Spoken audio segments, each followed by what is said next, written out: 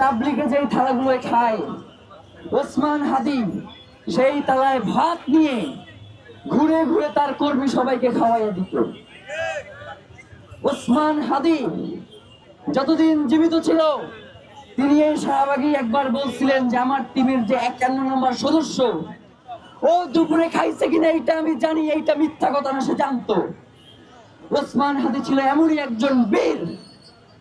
সারা রাত এখান থেকে কাজ করার পরে যখন বাসায় যাইতো, বাসায় তার কোনো কাজের লোক ছিল না, বাসায় গিয়ে তার স্ত্রীর যাতে কষ্ট না হয় যত থালা বাসন থাকতো আমি প্রায় তার সাথে বাসায় যাইতাম, সকল থালা বাসন সে ধুইত ওই রাত্রে গিয়া।